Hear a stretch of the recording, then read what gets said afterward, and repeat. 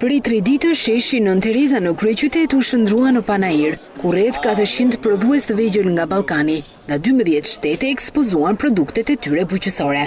Shqipëria në Panair u prezantua me produktet e saj tradicionale të krajinave të ndryshme. Në Panair nuk mungoi as Kosova. Ne jemi nga zona e Zadrimës, kryesisht nga Gjadri i Lezhës. Kemi munduar të sjellim një teknikë të veçantë pothuajse të prodhimit të djathit të kaçkabavit. Interesi i vizitorëve është tepër i lartë. Çmimet le të themi janë të pranueshme. Variojnë nga 750 kg deri në 1000 short. Këto vinë nga Kosova dhe janë fruta 100% natyrale pa sheqer dhe pa ujë të shtuar. Janë më tepër për fëmijë që i preferojnë vërtet shumë.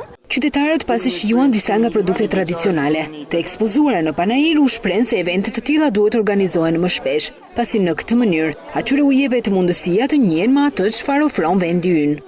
Shumë i mirë, shishëm. Lumshin duart, një prodhim shumë i mirë. Është shumë mirë për gjithë popullin që të organizohet sa më shpesh, edhe na u kënaq me këtë ditë me këtë eksperiencë që bën. Dita e fundit e Panairit përkon dhe me ditën ndërkombëtare të mjedisit. Për këtë arsye, ministri Lefter Koka zhvilloi një vizitë në Panair duke vlerësuar atë si një aktivitet vlefshëm për të kuptuar rëndësinë e biodiversitetit në ofrimin e sigurisë ushqimore si bazë për shëndetin. Dita ndërkombëtare e mjedisit këtë vit i kushtohet mbrojtjes së florës dhe faunës së egër. Ministri Koka zhvilloi një takim me studentët, të cilët do të përfshihen vullnetarisht në këtë proces, duke theksuar se Ministria e Mjedisit po punon për rishikimin e kuadrit ligjor për monitorimin e faunës së egër, në mënyrë që ta përafrojë atë me konventat ndërkombëtare. Me vendosjen e moratoriumit tashmë dhe 5 vjet të tjera dhe rezultatet duken shumë pozitive.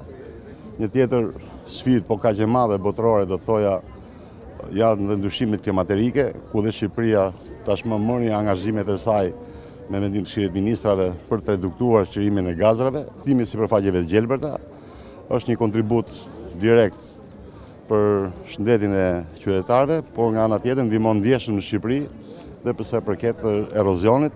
Në ditën ndërkombëtare të mjedisit, ministri Lefter Koka u bëri apel qytetarëve të bashkëpunojnë për një mjedis sa më të pastër.